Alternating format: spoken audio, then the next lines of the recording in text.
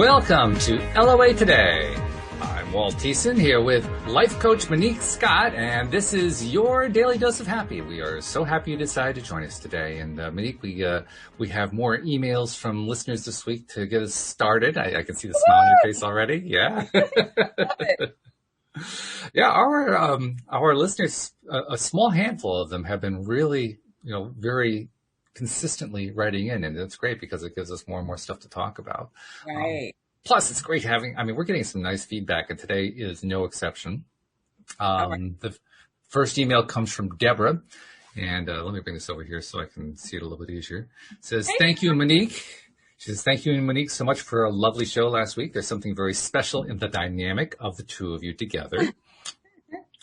It just flows and goes to some really interesting places. It's so completely devoid of any ego either. There's something extremely relaxing and vibrating in your interaction. Now, of course, I love Cindy too. She's also amazing. Oh, yeah. And yes, Monique could definitely be mistaken as her daughter's sister with that beautiful, radiant face and smile. That's something I've often talked about. Anybody who wants to look better, all they have to do is smile. Everybody looks better when they smile. Right. It's really true. I agree. I totally agree. Regarding Mia's question, which you may remember from last week, a thought that occurred to me was that maybe it isn't that she doesn't want to trust your intuition, but just doesn't know how to go inside, which is a good point. Yeah, I know that I felt that way for a long time, and it would drive me crazy as I just didn't understand what was meant by that. Yeah, me too. I had that same thing. Yeah. I wanted to, I just felt it was outside my capabilities. Just saying that, maybe that could be the case. It's a good point. Yeah, it is. A couple of other thoughts provoked by the discussion. The weather, for one. I love that your wife is still so connected to her love of snow and finds so much joy in it. I think that it's a beautiful thing. By the way, we went snowshoeing again today, so it still holds true. She's celebrating every single little storm that comes our way. Monique sort of jokingly said that she didn't see the need for seasons, just make it one long summer. I lived that for 9 years in the Caribbean, where I worked as an underwater videographer. After a while, I was desperate for the contrast of the seasons to get bundled up in winter woolies and feel the joy at the first sightings of almond blossoms and new life emerging, the leaves changing color in autumn. I have to say, living through my first English winter for many, many years, I'm having to dig deep to find the appreciation for this amount of gray and gloomy contrast. I think a few other people can appreciate that one, Deborah. Another thought that's percolating, I know that if we believe that something has the power to cure, then it will do so if our expectation and belief is strong enough. However, it brings to mind my first experience of acupuncture. I was terrified of needles and most definitely not expecting it to cure my chronic lower back pain from carrying too many dive tanks. But I tried everything else. The very first session of acupuncture, though, I had an incredible experience of feeling deeply connected to awe. It was, in fact, my first deeply spiritual experience of what I can only describe as pure love and connection to source. And it completely cured my back pain in just one session. Wow. She is an extremely talented acupuncturist, by the way, and now in New York if anyone needs an acupuncturist. So there are some people and places that have a connection and power in and of themselves that can be transmitted and override our expectations and beliefs. You mentioned Machu Picchu, for example, and another is the pilgrimage route of the Camino de Santiago, with which I am so obsessed. I am thinking that could be an interesting topic to discuss. I think she's probably right, except I know almost nothing about those, so I wouldn't know what to say. No, me either, but now it's something I might want to research too. Well, yeah, sure. Well, do the research, Bring to us what you find. That becomes at least the basis for a conversation. Yeah. Cool. She says, whether it is simply due to the many thousands of people who have walked those paths with faith and trust, leaving an energetic imprint, or an alignment of the stars, quite literally, as it follows the path of the Milky Way and was a place of pagan rituals too. Well, okay, I think that's enough for now. Thanks so much for you both, and I'm so appreciative. Deborah. So, thanks, Deborah. That was nice. Deborah writes nice, long, detailed, in granular detail letters and emails. Really, really I can appreciate that. Thanks, Deborah. Yeah. And then we had another one. This came via instant message to me via Facebook from Tasfia. And we got to know Tasfia initially because I believe she is Muslim. At least she uses Arabic. Her name is an Arabic name. I had to run it through the Google Translate, and that's why I always remember who she is, because otherwise it was just a bunch of letters that I didn't understand at all, Right. So, but she wrote to just say, hello, Walt. I just came to say thank you. You have helped me so much. Thank you for that. And thank you, everyone at LOA today. So we're making an impact, Monique. How about that? Yes. And that's what we need to do, right? We do. Yeah. Well, it's also, it gives us fuel to keep doing more shows. It right? does. It does. You just love having people tell you that you're having a positive impact on their lives. That's what better impact could you get, Right. That's what we're all here for, I believe. Why do you think that we're all here for that? Because I hear people say that. I can't say that totally resonates with me, but I kind of get it. What does that mean to you? Why is that important to you? That's important to me, Walt, because I believe that we are all just extensions of God, source energy, infinite intelligence, the universe. Okay. It, right? So if we're all just extensions and we're all interconnected, He is the source of love. It is love, right? Which makes us love. We can do nothing else. We're not, in my opinion, we're not supposed to do anything else but love. And we help each other love one another, love and appreciate the things that God has put here for us, animals, plants, air, sunshine, whatever, right? So in my opinion, we're just all interconnected, and that's the way it should be. Okay. All right. Well, that's fair enough. Then, hey, you say it that way, it actually makes a lot of sense to me. So maybe I'm modifying my belief a little bit. Who knows? It's my puny little opinion, right? So, yeah, well, I don't know how puny it is, but very much appreciated. Let's put it that way. Thanks. So, well, actually, that kind of ties in with what I had in mind for a topic today. I asked you whether you subscribed to Mike Dooley's Notes from the Universe earlier before we did the show, and you said you hadn't done that. I've been following that for, it's got to be 10, 12 years, something like that. Wow. Okay. This is something, he started this, I think, in the 1990s, or at least in the early 2000s. And it just kind of built and built and built. And that turned into like a book writing thing with a nice large audience. He ended up on the movie The Secret. And he's become one of the quote gurus, unquote, of the law of attraction community. And I really like a lot of the stuff that he writes. He writes as if it was the universe writing to you. Oh, that's the way the emails come. Yeah. And it's really cool. And he has some very interesting things to share, very interesting insights. Some days, it's kind of like the daily dose of happy we do here. He gives you a lift with things that he talks about. He builds up your ego a little bit. He builds up your confidence, things like that. So I've enjoyed it. But I got the one today and I thought, this one I think merits some conversation. Because he really hit on some interesting and maybe even a little bit controversial points. Ooh, I like that. Yeah. So let me read it to you, and then we can kick it around a little bit. He says, and of course, they're all personalized because you give them your name and a couple of things that you're interested in. So they always personalize that. Hey, Walt, that kind of thing. Nice. So it says, changing one's life is easy, Walt, and there are lots of ways to go about it, though all exact some sort of price. Pinpointing invisible, limiting, self-sabotaging beliefs. Extremely demanding on brain cells and much easier to do if you have a friend who channels the dead. But either way, it'll keep you busy for the rest of your life. True. I agree with Mike on that. Yes. Discovering what occurrences in the past have misprogrammed you. A therapist can help, though expensive if you don't have insurance. But you can both pretend you're a complex person and that if it wasn't for your childhood, you'd have the perfect life. Okay. I'm not sure what my wife would say about that. She's a former therapist. But distinguishing between those who really love you and those who just wish to use you, that's super tricky and may destroy perfectly good relationships. But with a good lawyer, you can laugh all the way to the bank while accepting little or no responsibility for your own happiness. These are just a few of the most popular and widely written about methods. Of course, you could also just begin imagining and moving toward the life of your dreams, treating everyone with kindness and assuming all is well, profoundly and radically effect for both short and long-term gains, but totally lacking in drama, which requires solo efforts and is much too easy for most people to take seriously. Oh, well. He has a very wry sense of humor, and I appreciate it very much. But he raises a few interesting points in that. And by the way, this is a long email. Most of his emails are like 2 or 3 sentences. You know, for him to go on for 3 paragraphs, that was pretty unusual. Oh, okay. Yeah. Usually they're really, really short and just making one point. He's making one point here, but he's going about it in a rather dramatic way. And I take it that the point he's making is we keep looking outside of ourselves for solutions to why it is we are having trouble going within. Okay.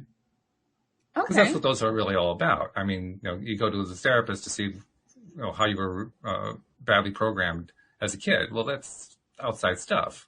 Yeah, you internalized it, but it comes from the outside. So we're trying to treat the outside stuff. Understandable. I mean, certainly understandable why people would want to do that.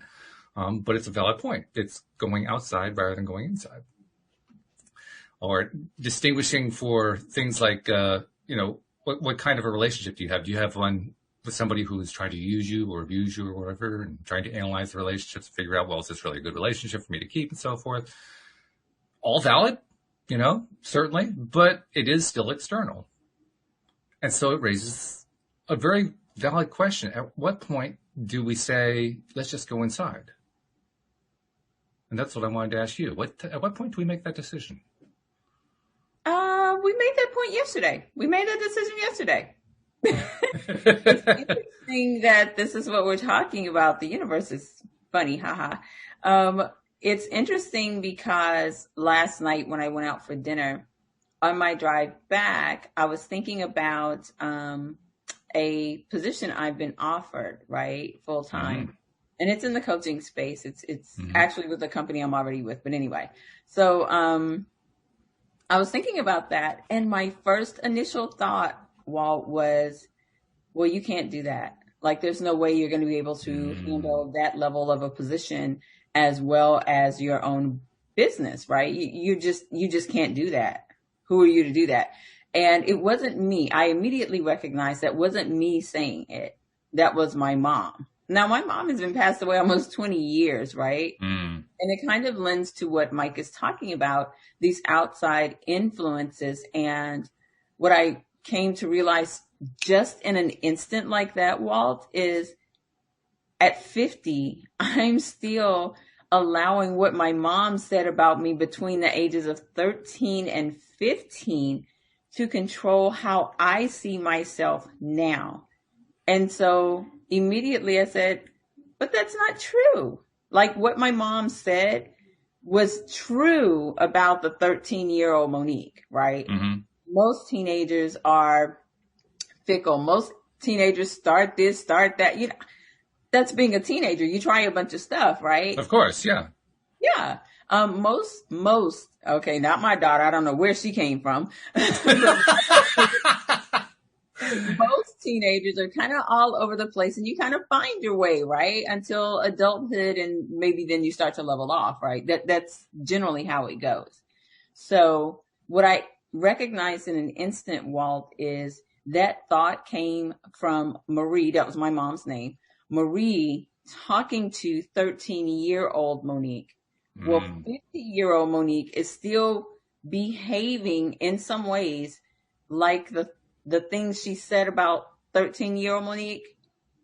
However, Walt, what I noticed or what I realized is that was just her opinion of me at 13, which may or may not have been true, right? I'm a teenager. I'm a kid. Right. But at 50, that's not true. I am responsible. I'm not irresponsible anymore. I'm not all over the place. I'm pretty settled. I do handle my business. You know what I mean?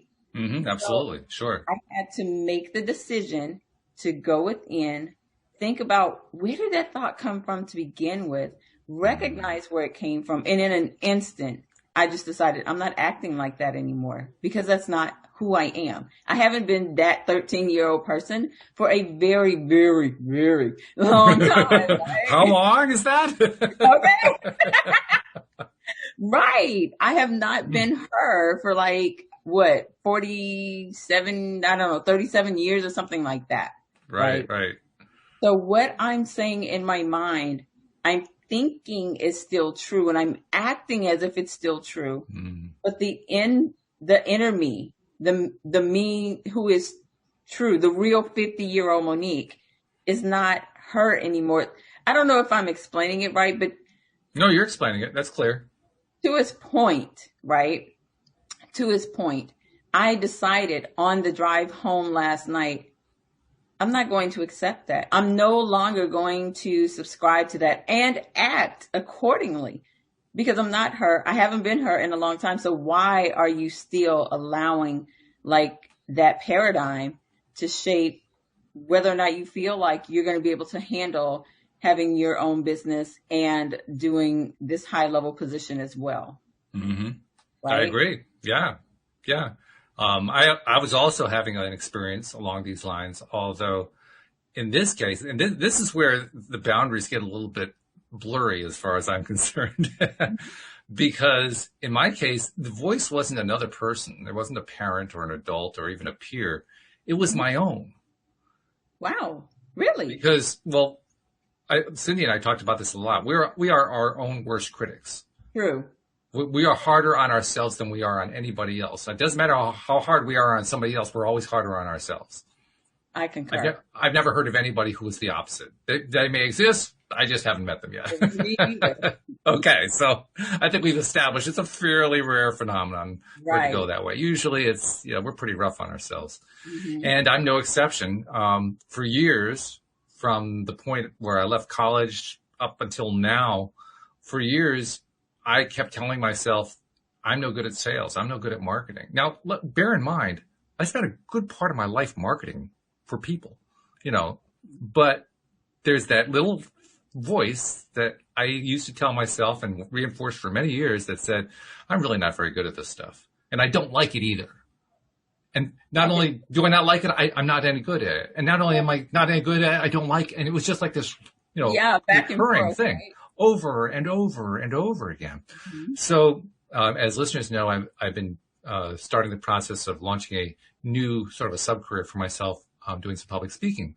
And I finally thank you very much. And I finally got it to the point where, okay, it's time to do the marketing. And the voice kicked in loudly, very, very loudly. Mm-hmm.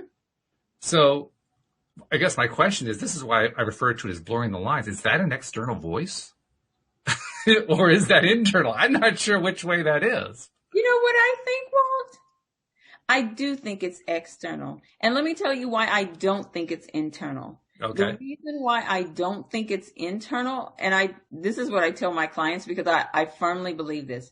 I don't believe it's internal because God resides within us.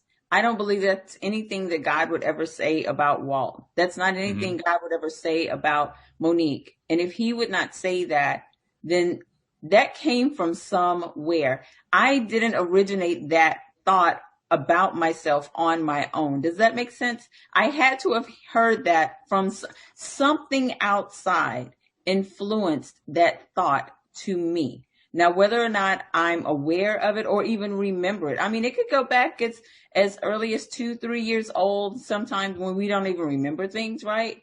It could even be implanted as far back as that. But I don't believe that that's Walt. I just don't believe that. I don't believe we would say those things about ourselves to ourselves. It had to come from somewhere. If God is all love. We wouldn't originate is what you mean. Right. We wouldn't originate that thought about it. Has to come from somewhere. Because clearly I'm the one who's saying it to myself. I mean, I keep saying it over and over again. So it definitely is me saying it now anyway, just maybe not originally. So let me ask you, do you remember, can you even think about like the first time you did sales or had to make a sales call or a sales or something? It's painfully ingrained in my mind. Almost all of them, almost every single experience is ingrained in my mind. And yes, the very first one was when I must have been 17 or 18. And I'm trying to think, I don't think I was out of school yet. I think I was still in school. I took a job doing telemarketing for one of these companies that sells meat in bulk. Telemarketing. The job lasted 1 hour. That's all I could take. That's all I could handle. I mean, I went through the course, so to speak, which is like a half hour of training about how to read their script, and got on the first call and read the script. I was amazed too, because like first or second call, I actually got through to a human being. In retrospect, that just seems amazing. But at the time, I thought it was normal, right? Got onto the first call, read through the first few lines of the script and got hung up on and felt miserable. And I was done. I was like, I can't do this anymore. And I literally got up and left. Now, to follow up on what you said, do I remember whether or not the person who had hired me said something like, you're not really good at sales or something like that? I don't remember anything like that. It's possible. I kind of have the impression that the message was more along the lines of, don't worry, a lot of people have the same kind of response. It was that kind of a thing. So I can't point to that as being an originating experience, but it's the first experience I can remember where sales was involved in some way. Yeah. So in my opinion, that's where it originated from an experience outside of yourself. And so that experience, you hated it immediately or whatever, right? Really quickly. Yeah, it didn't take long. Yeah. And so subconsciously, what do we know? We know that a thought, which is coupled with emotion, right, becomes implanted, becomes embedded. Your thought was, I freaking hate this. I'm out of here. Okay. And the emotion was whatever it was, disgust, anger, whatever, all of the above, whatever, right? I think it was a combination of embarrassment and humiliation, actually. Exactly. Yeah. And so do you see where I'm going with this about how it could, I'm pretty sure subconsciously it got ingrained in an instant. That happens all the time. That's how people end up replaying things that happen over and over again. It makes sense. Yeah, an event mixed with emotion, then it's embedded and you just keep replaying that. So every time that trigger comes up, and for you, it would be another sales call or whatever, there it is. Now, I do know, and this is actually part of my talk that I'm planning to give, that I'm trying to do the sales for in order to give the talk, which is really ironic. But, but part of the talk is that anything where we're feeling in any way down for whatever reason, any kind of experience, any kind of interaction is inevitably tied in some way to insufficient self-love. And that's a major theme of my talk, that the best thing we can always be doing is building up our self-love, because that's how we gain more self-confidence, more self-esteem. It's how we do better in life. We find our passions easier and so on and so forth. So I think that was, and I can definitely say that was a major factor going on at that time. I did not have a very high level of self-love, self-esteem at all. My self-confidence on a scale of 1 to 20 was about 0.5. I mean, it was not real high at all. It was pretty low. Yeah. And I could point to other external factors to blame why that happened. But the bottom line is I just didn't know anything about how important it was to build up self-love, because, nobody told me, nobody taught me. And it led to a whole series of other experiences, including some sales and marketing experiences that were equally painful because, once again, not enough self-love going on. So that's definitely a factor in my mind. But you raise an interesting point, the idea that when we engage in something that we just don't like for whatever reason, it's almost like we don't even have to have a voice anywhere. We just kind of hear the voice because we don't like it. Right. And I think that's what you're really pointing to. Nobody actually had to say to me, you're a lousy salesperson. Right. All I had to do was dislike it and assume that meant that I was a lousy salesperson. Why? Because my self-esteem was so low. Right. So it had to be something wrong with me, right? Then you had an action that reinforced what that thought was, and the person hung up on you. So I'm not going to be a good salesperson because they hung up on me. Yeah, that's the way we feel. Sure. Yeah. So, I think you're right. Together. And I can think of every other sales situation that I was in. I tried 2 or 3 different sales jobs. One of them I did for 9 months. I actually lasted 9 months doing it. Almost starved in the process, but I did actually pay some bills, It was good. I kind of hoped that by doing it, I would get over myself, so to speak, get over my fears, get over my frustrations, get over what I now understand to be my lack of self-confidence, lack of self-esteem. It actually worked the other way around. it just reinforced because I kept having experiences that I didn't like. And so it just kept reinforcing, well, you really aren't very good at this. Look at it. You have one bad experience after another. How could you possibly be good at it? And so, yeah, it actually became a quite negative contrast experience, shall we call it? Mm-hmm. Mm-hmm. Yeah. And I completely agree. I kind of had the same things about sales or the same thoughts around sales up until maybe like a year ago when I took this Mm-hmm. business course, or yeah, a year and a half ago when I took this business course and started my own business.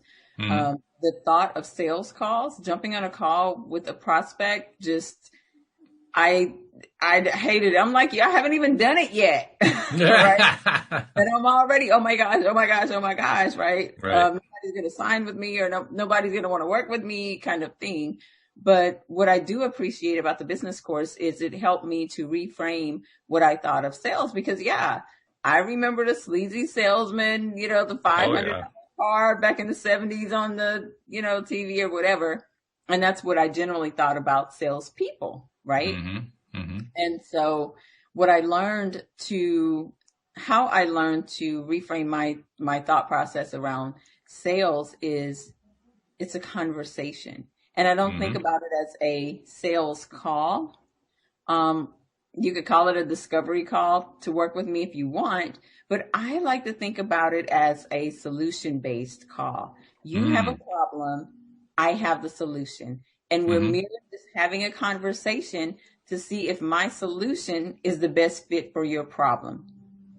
I Period. agree with you. I think that's very similar to the way I think about it now too, because Yeah. I'm actually a pretty good closer, as they say in the sales business. Ah, I'm pretty good at that, and I'm pretty good if I know that I have a genuine prospect in front of me, I can have that conversation really easily hmm, because I get away from all the sales talk because I hate right. it, and I get right into let's find out who you are and who I am, and like you said, what can I do to help you Yeah, out? this is a good What fit. Now, what that doesn't take care of is the prospecting part. And the prospecting part continues to this day to be something that, okay, stay away from me. I don't want to have anything to do with it. But then I discovered a wonderful concept that took the problem completely away from me entirely. And that is um, delegating. Yeah. I find somebody else to do the part that I don't want to do, and I pay him to do it. And you know what? It works out great. And Bob Proctor said there's absolutely nothing wrong with that because that's what he does too inside his Yeah, business. exactly. Yeah. Why put yourself through the misery? And there are a couple of really good reasons why that's good for both people.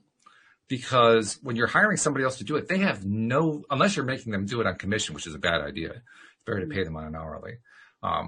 But as long as they're being paid on an hourly basis, they have no vested emotional interest in what Right, happens, right. which means they aren't going to attach negatively to the outcome.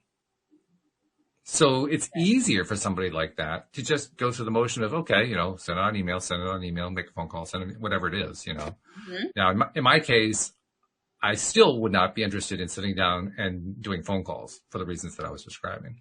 Uh-huh. But in this case, we're reaching out to colleges and universities by email. Well, we're reaching out to departments whose purpose is to direct our email to the proper place. Well, then our email is not inappropriate. We're trying to find the proper place, so it all fits. Yeah. Emotionally, it makes sense to me. Emotionally, it's acceptable. Hmm. And then giving it off to somebody else to do the work for me. I got a VA doing that for me. It's like, oh, I can just sit back. I can just take a breath. And I feel so much better. Feels so much Right. better. Yeah. And So, I don't think that there's anything wrong with that. I think that's actually pretty smart. And when you get to a point in your business where you feel like you want and or need a closer, right, a sales mhm. person, I think that it's great because that person is operating in their zone of genius. They love Mm, what they do. So they're going to be good at it and they're going to get results for you. So if I know that, yeah, maybe I'm okay at it, right? It doesn't bother me to do it anymore. But mm, why even put myself through that? My time could best be utilized in my zone of genius, right? So why sure. not? When I get to that point in my business, you doggone well believe I'm going to be hiring a closer. Monique will not be on sales calls anymore, right? Because that's not my zone of genius. Mm-hmm. That's Mm-hmm. not where I stand out. Yeah. And I was even doing some dreaming out of the whole thing because the speaking business in general, and you may know this because I know you've done some speaking, but the business as a whole is really expanding because there's the demand for it is expanding. Hmm. You know, schools, organizations, companies, associations are, you know, mammoth numbers of them, most of whom we've never heard of, are doing conferences and all this kind of stuff. And they need to have speakers. They need Yeah. to have keynoters.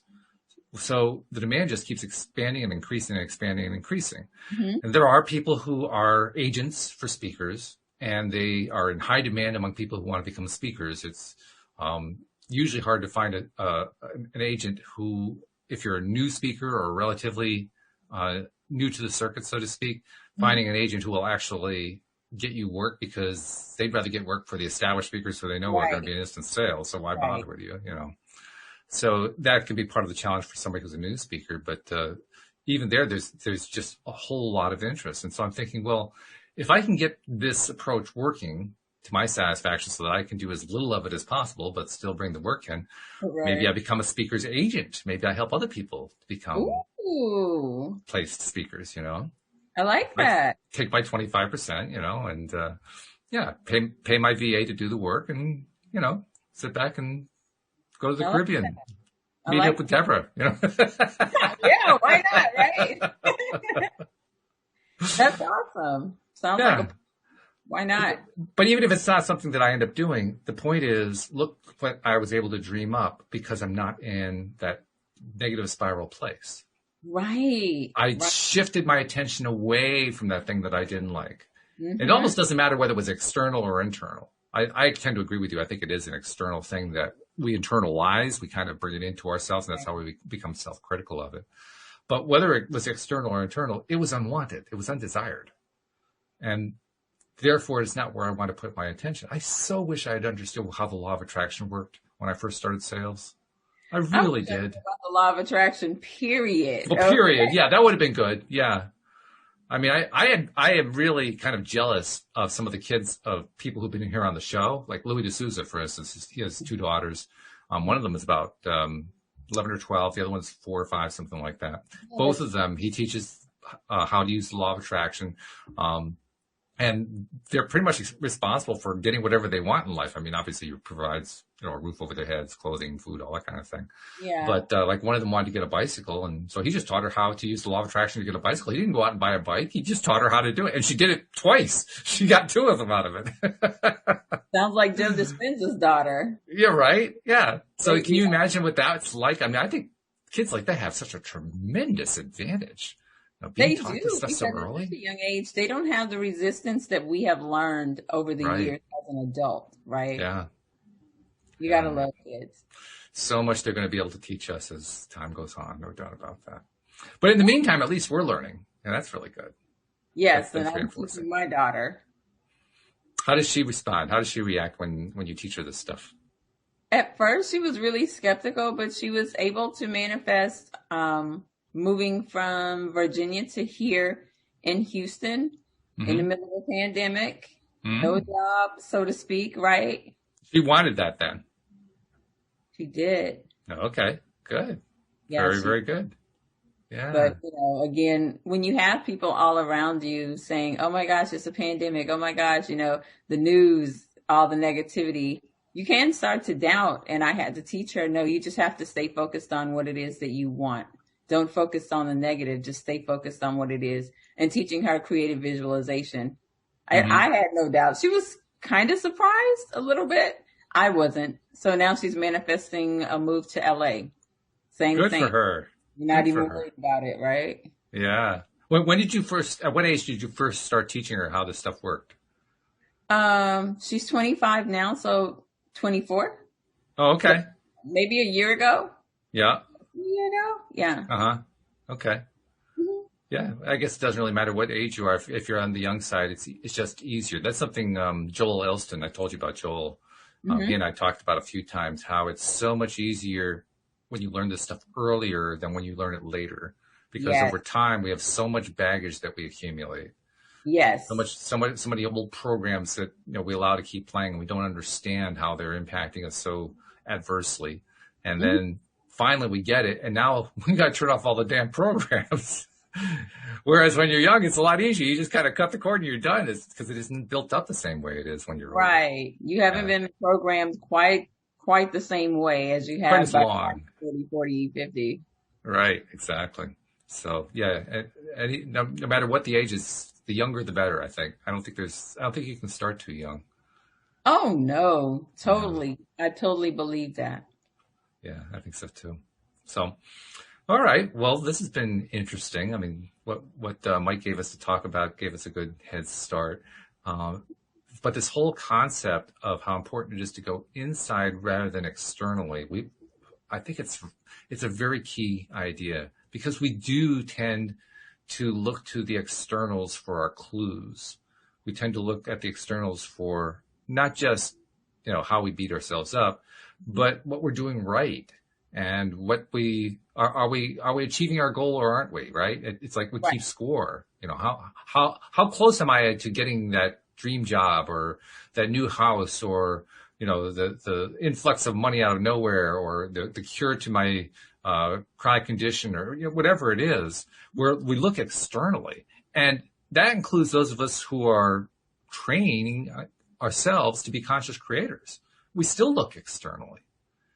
I think it's just a fascinating thing. It's almost like we go internally as like a last gasp attempt. Do you know what I Yeah, mean? because society doesn't tell us that we should, or we've not been programmed, right, Mm, to go within. And we certainly have not been taught, unless you're into the law of attraction and universal laws, we certainly haven't been taught that everything, our outer reality is merely a reflection of what's inside, that we've mm, created our reality.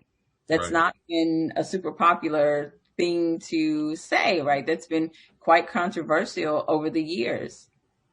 And yet, here we are, those of us who are practicing it, and we still find ourselves going external. I mean, how many times have I gone external in the last day? I wouldn't want to count it up. It'd be embarrassing.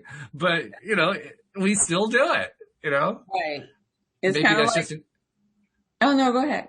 maybe it's just an indication of how much of the negative programming is built up in me because I've been around on this planet long enough for all that to happen. But boy, oh boy, it just comes at me and I react and it's like, oh yeah, it's got to be that external thing until I finally realize I'm blaming an external thing again. Like, oh God, I did it again. Yeah. It's what I like. I think the name of Joyce Meyer's book is Battlefield of the Mind. So old, but I Mm-hmm. mean that's exactly what it is. It's a battlefield of the mind. It's constantly, for some people, it's constantly having to work on yourself and reprogram yourself, if you will, to remind yourself, hey, it's inside. What you see outside is just a reflection of what's going on inside. You created this reality, right? Now, to be fair, a lot of this is due to language because our language, our idioms, our way of expressing things are almost universally based on externals. I mean, there are probably a few that are based on internals, but not all that many. Most of them are based on external events. So even when we're talking about it to somebody else, the phrasing that we're going to use, because it's the same phrasing we've always used, externalizes. So Mm. once again, we find ourselves externalizing instead of internalizing. So give me an example of that, Walt. Well, let's see. Let's say I'm going to pretend that I'm somebody who's posting on Facebook because that makes it easy for me to just kind of draw it, right? Somebody's just complaining Okay. that they didn't manifest. I don't know. I haven't manifested my girlfriend yet, or my Okay. boyfriend, right? My special person, my SP, as they like to say. Yes, my SP. I haven't manifested my SP yet, or I do have my SP, and I know who he or she is, and we had a fight and we broke up, and I really want my SP back. I got to get that SP back, right? Right.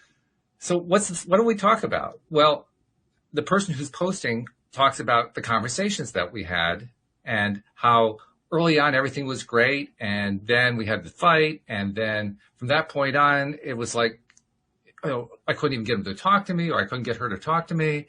And when I did go to talk to me, the conversation always went the wrong way. Mm-hmm. It's externalizing. None of that is internal. I mean, it's all generated internally, but the conversation is phrased about what happened externally. Right. Okay. So there's an example of what I'm talking about. Virtually every story that we share with each other is about what happened externally. I mean, it's really, here's the best way to explain how we don't do the right thing in this sense. And by right, I don't mean it morally right or wrong. I just mean in terms of the goal of going inside. We don't tell the story like this. I wasn't feeling good about the fact that I didn't have a girlfriend. So I went inside and I asked myself, how do I feel about myself? When was the last time you heard a conversation start like that? So there's my proof that we always externalize. Instead of going inside and asking, how do I feel about myself? What am I doing right? What do I appreciate? What am I looking for in somebody else that I really feel good about? We go outside every time. Yes.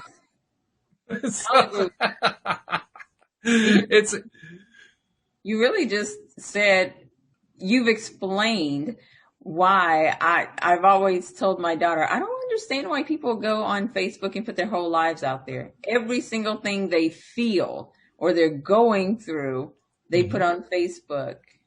And I'm like, I don't understand that. Right? But you just said it. You're literally just externalizing, talking about the external, right? Yeah. Not talking about the solution, really, which is you going inside. That's or right. Even, people are not so quick to say, you know what, we broke up and I'm the blame, right? I can't remember the last time I heard that conversation. Yeah. That's pretty rare. Unless they'll admit they cheated or something like that. But otherwise, it's never that, you know what, I'm the blame. I understand why he left. I was, doing X, Y, and Z, or I wasn't the best person, or I have anger management issues. Yeah, never.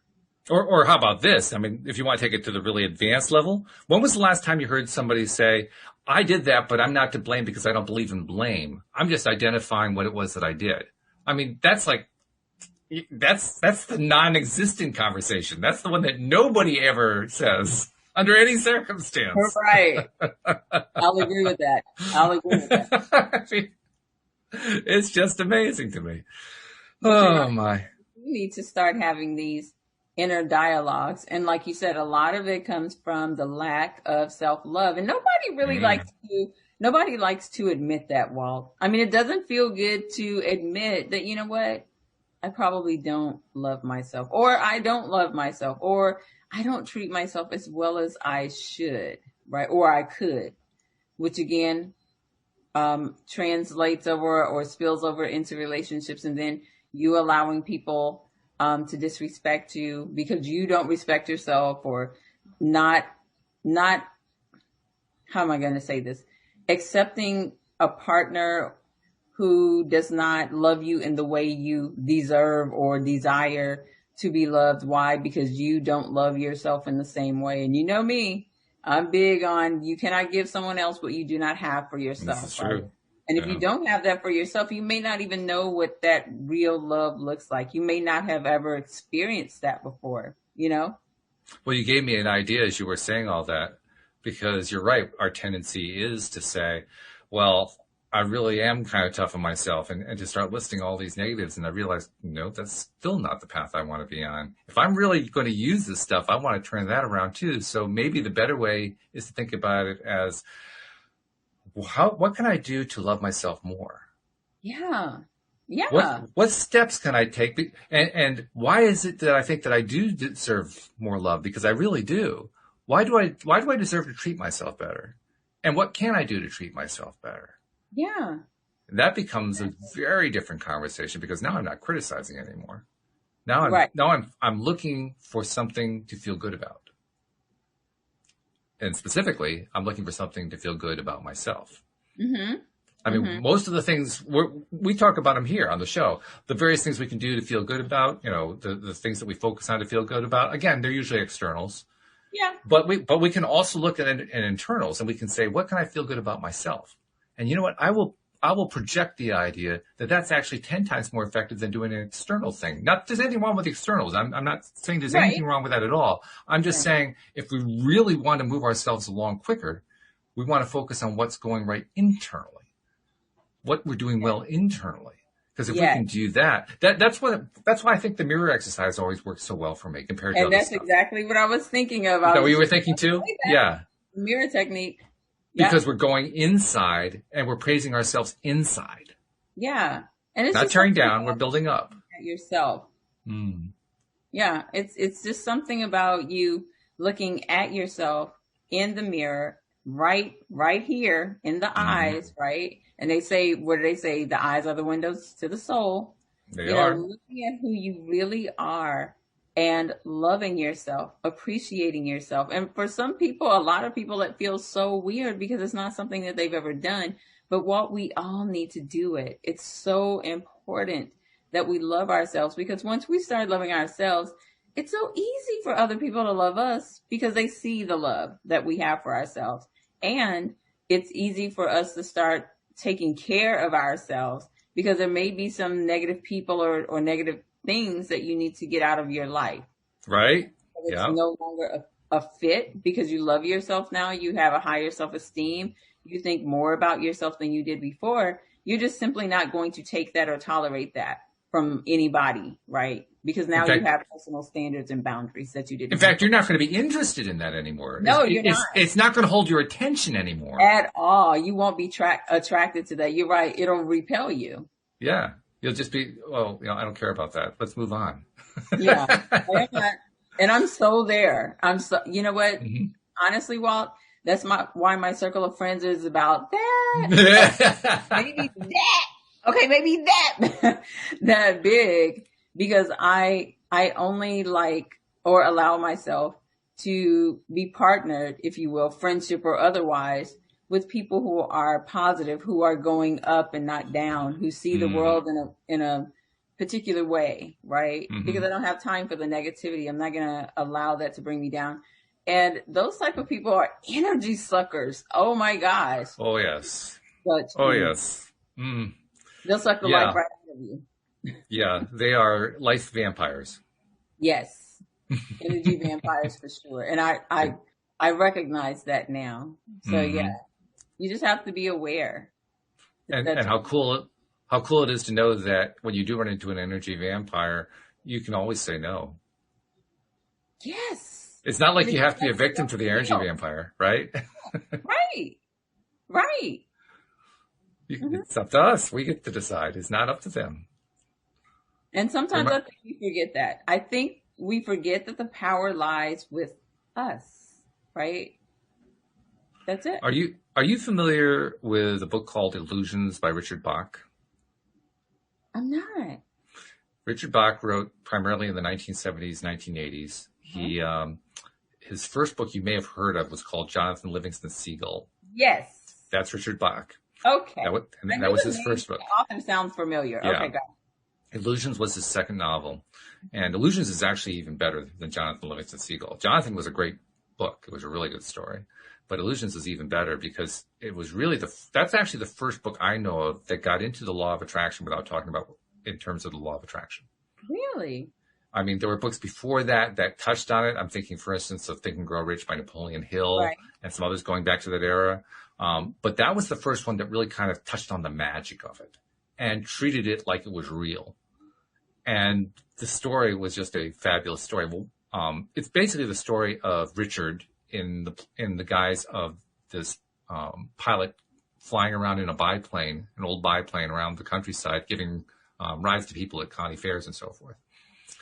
And he meets up with somebody else who's doing the same thing. Except this guy is pretty much an advanced master of the law of attraction, of, conscious creation. Mm-hmm. And this is about their conversations that they have. Well, Richard, who is Richard Bach, and who's, the character who's doing the learning, he's the student, so to speak, is talking with Donald, who's the master. And Richard is basically taking the position along the lines of what we talked about here, that there are external beings, external events, external experiences that control us, that control our experience. And, we really can't do anything about the fact that they're there and so forth. Mm-hmm. And Donald's trying to teach him it's all based on how you decide to interact with it. Do you accept it? Do you think about it? Do you choose it? Or do you not choose it? You have that power to choose at all times. And in order to reinforce his point, he whips up, actually, a friend of his from an alternative dimension, a vampire. And the vampire shows up, and he shows up as this kind of whinging vampire who pleads with Richard, can I please just suck a little bit of your blood? Because I can't survive without your blood. I don't need, I know this, I'm so embarrassed to have to ask this, but this is the general idea of what this vampire is doing, right? And Richard is absolutely horrified. He says, are you crazy? And he lashes out at the guy. And finally the guy says, don't worry, Richard, I'm not going to drink your blood. And then he vanishes. And Richard's saying, what the heck was that? Yeah. And Donald says, that was a vampire from Transylvania. Or more precisely, it was a thought form of a vampire from Transylvania. What do you think of him? How did I do? But that guy was going to try to drink my blood. Only because you believed he was going to. Ooh. Only because you decided that was going to happen until you decided that it wasn't going to happen. Yeah. He had no control over you. That was the basic message. Now, the way he tells it in the story is different. I'm changing it around a little bit, but that was the gist of it. It's the general idea. We get to decide whether or not somebody's going to drink our blood. We do. It's not up to the vampire. It's not. No. And that's both a terrifying and empowering position to be in. Because now we are in total control, which also means, oh my God, we're in total control. And we have to accept responsibility, which people don't want to do. But yeah. Total control. So, I thoroughly recommend that book, by the way. Really good one. Okay, cool. Thanks. Yeah. So going inside, making that part of the conversation. I've long taken the position that we need to add words to the English language. They're probably true for other languages as well, because we need to create words. And of course, words get created all the time by popular culture. Right. But those of us who are conscious creators, we need to think of new ways of expressing ourselves so that we don't fall back on those tried and true ways of, I'm not sure how true they were, the tried ways of expressing ourselves. Well, it was my boyfriend's fault and this happened. And, if he hadn't done this or she hadn't done that, instead of, I really wish that I would focus more on how I feel about myself and remembering what I like about myself and what I did today that I enjoy and that I felt good about and that I felt proud about, and focusing our stories that way. I mean, even as I say those, they still feel a little bit stilted, partly because I'm not used to talking to myself that way, partly because I feel kind of limited in terms of my language. That's what I mean about we need more language to fill in the gaps. It's like we have, I think the Abraham Hicks Emotional Guidance Scale really displays it very well. They don't actually say this, but if you look at the scale, I think it's 7 items on the scale are in the quote positive range, unquote. 1 or 2 are neutral, and the other, I'll say 12 or 13 of them are in the negative range. So there's an overwhelming number of them in the negative range and a smaller number in the positive range. And that pattern holds true. Our language is oriented around things we don't like. For the most part, and our way of telling stories is oriented about things we don't like. Right. That to me is the clearest indication we need a different way of telling stories to ourselves, basically, of talking to ourselves, interacting with ourselves. It just goes back to programming, for real. Yeah. And being the programmer. Yeah. It has to be unlearned and relearned. But first you have to know that it needs to be unlearned in order to relearn. Because so much of society can be negative, I think that we just automatically gravitate to that, and we don't even think about it, like it's so innate, right? It's just what is and what always has been, so we don't even think about it. Yeah, I think that's true. I think the other piece of it, this is something that I appreciate because I've done computer programming to not to the extent that the really skilled guys do, but I've dabbled in it enough. I created the LOA Today app, so it can't be all that bad, right? Right. I did websites for years and so forth. So minor, lower end programming. And one of the things that I learned from being a programmer early on was to accept the idea that I could program. A lot of people, they think about programming and they're just intimidated by the whole idea of it. And part of the reason they're intimidated is because deep down, they really doubt that they could be programmers.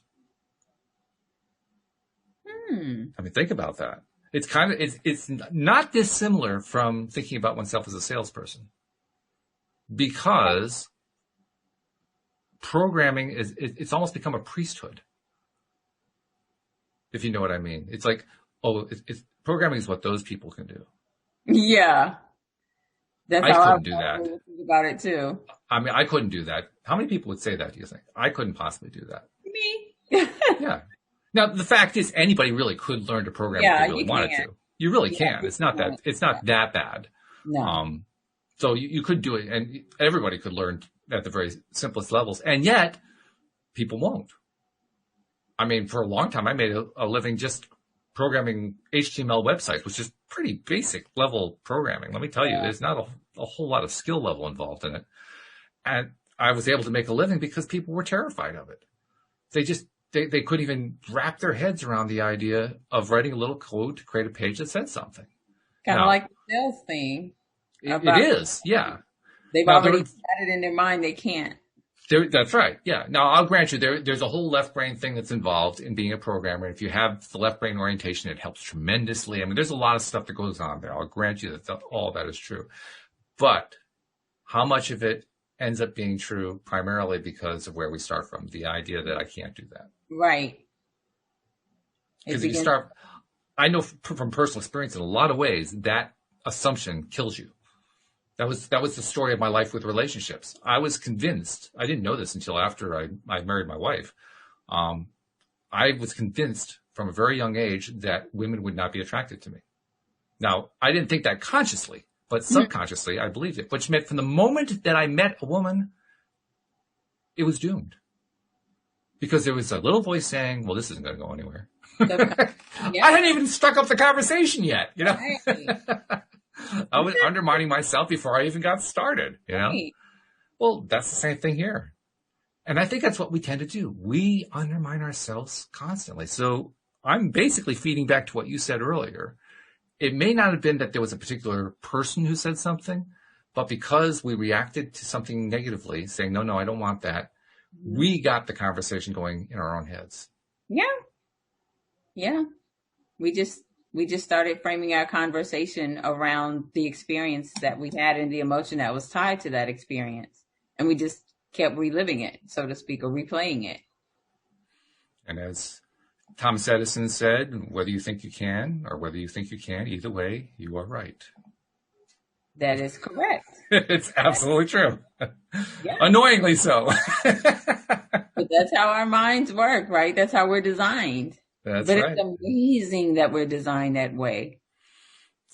It's amazing, and it's intuitively educational, too, because once we grasp it, now at least we have an idea of where the root out is. Right. Yeah, so that's good stuff. All right, well, this has been good. Good conversation. I've enjoyed it very much. I think I have to thank Mike Dooley for giving us the kickoff on it, because that little post of his, that little email, got me thinking. So good stuff. And I'm going to check him out, too. Thanks. Yeah, you're welcome. Watch The Secret, too.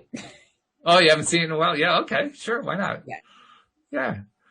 So, check out Notes from the Universe. It's a free thing to subscribe to. And check out the Illusions book by Richard Bach. Louis D'Souza and I like that one a lot, so check it out, too.